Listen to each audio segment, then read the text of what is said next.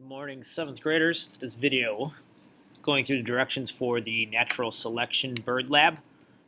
Each of the classes on Wednesday got to different parts. First period, you didn't see any of this. Second period saw a little bit. Fifth period a little bit more, but we didn't get as far as I was hoping to do. So I'm going to start all the way at the beginning with this and go through and walk you through the steps of part 1 and get you set up for part 2, and then when you're done with this part together, you can sit with a partner if you want to, or if you want to do it on your own, you can do it on your own to go through and work on this. You need to have your own doc, though, no matter if you're working by yourself or with a group. All right, so notice that I have this as a split screen. I think it's easier for my directions right now to have it as a split screen. It might be easier for you to do the lab as well as a split screen. It just kind of depends.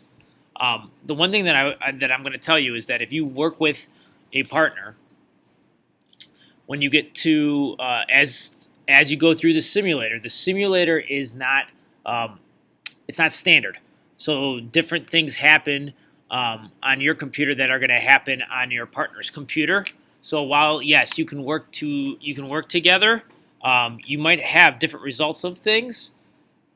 And so you have to put in the data that you're getting on your computer. Otherwise, it's not going to really make sense.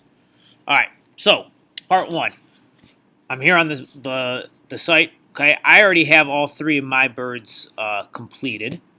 Even if you did this yesterday in 2nd or 5th period or started it, we never went through how to save it.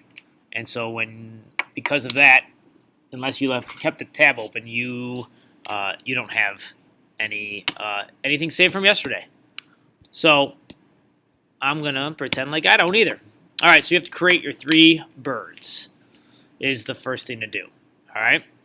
Actually, even before we do that, we have to notice what our environment on the southwest part of the island is. So if you look here, this is the environment for the southwest part of the island. Okay, it kind of goes through and explains what each of those are. We have 3 food sources: seeds, insects, nectar. We have predators that obviously are out there to eat us, and then foliage stands for the colors of the trees, like the leaves on the trees.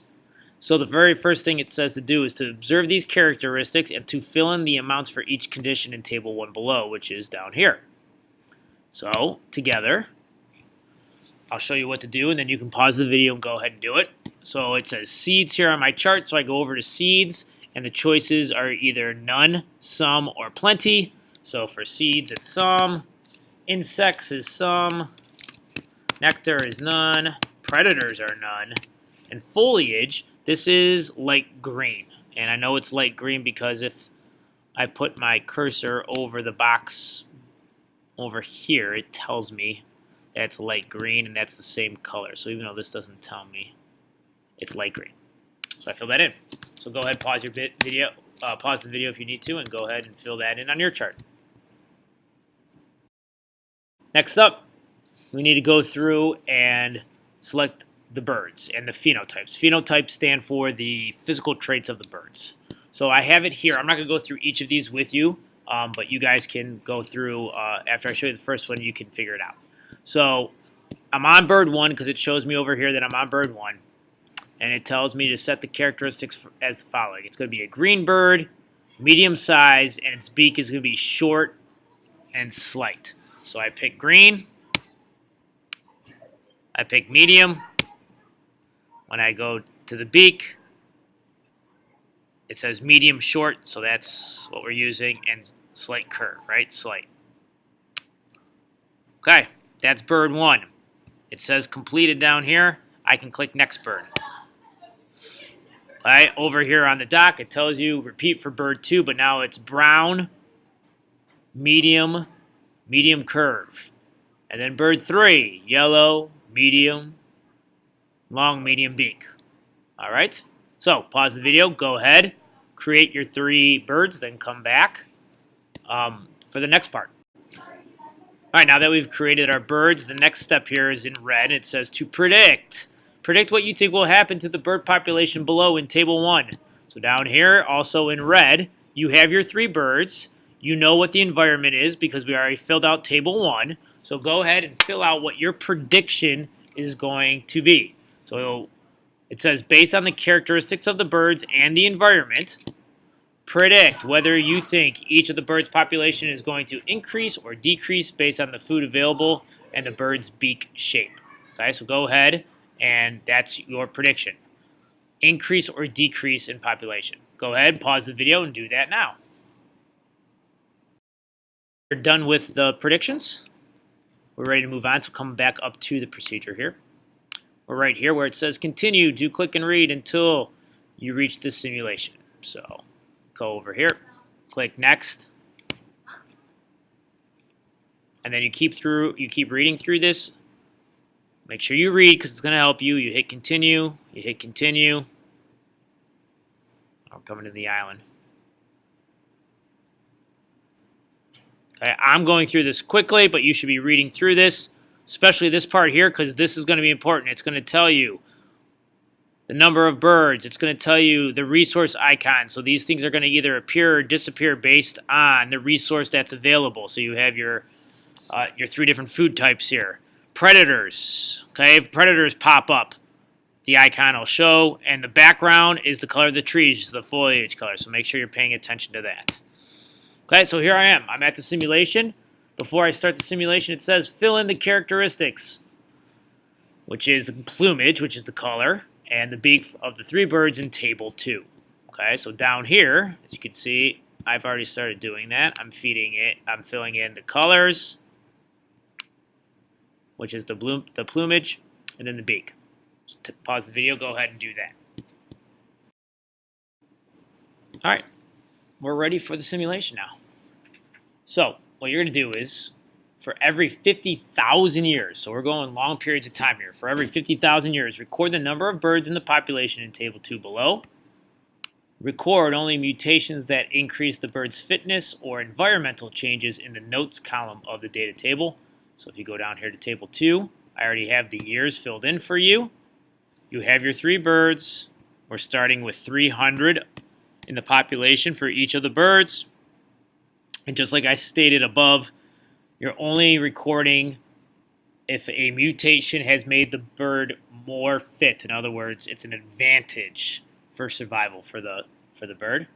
It will tell you that. Okay? Or if the environment changes, like a change in the amount of food or in the presence of predators. Okay? So you just hit start. You can see the years passing. 50,000 years have passed. Okay? You can just record those numbers. But here's some of the information. Bird 1 down here, it says that the mutation did not increase or decrease fitness related to food or predators, but the mutation made the offspring better mates. So I'm going to record in here for that bird 1 had better traits. Now this might not have happened on yours, but it did on mine. And this is why you need to run your simulation even if you're working with a partner, because it might be different. Okay? All right, so you're just going to keep going through that. The only piece of advice I can give you is there is no rewind button. Okay, so you got to you have to keep going, okay, and you have to remember to write in your total number of birds for your years, because if you skip, you're going to have to start all over again because there's no rewind. It's not like if you do it again, it's exactly the same. All right? So after you're done with the simulation, come back to this video because I want to talk about how to save it. So that you can save it for tomorrow. Okay, so at this point you should be done with your simulation. If you're not done with the simulation or class isn't over yet, hit pause on the video and keep working. Okay, the last part of this video is just about saving it. You need to make sure you watch this before you leave class so that you know how to save this so that you don't start all the way over from the beginning tomorrow. So if you need to, pause the video and come back. So this is all about saving it. So once you get to a point where you have to stop, whether it's because you're done with a certain spot or it's time to clean up and get ready to leave, there is the save button up here at the top. You click the save and name it. I would name it something to indicate which day it is. So I'm going to call mine Bird Lab Thursday and hit save. And what will happen is tomorrow, when you click on the link and it takes you back to the website here, it's going to start you off at the beginning. And it's only on this beginning screen, where up in the right corner again, there is a button for Open Saved. And it'll save yours. Okay, I have two of them on here because I was doing this twice. And you click which one that you named it and restore. Okay, hit close, and it should be where you left off. Okay? Okay. That's what you're working on. Okay? If for whatever reason you finished this lab, there are 3 other things posted on Classroom to work on. We will get to those things next week if you don't get to them. The bird lab is the priority so that when I come back on Monday, we are done or really close to being done. All right.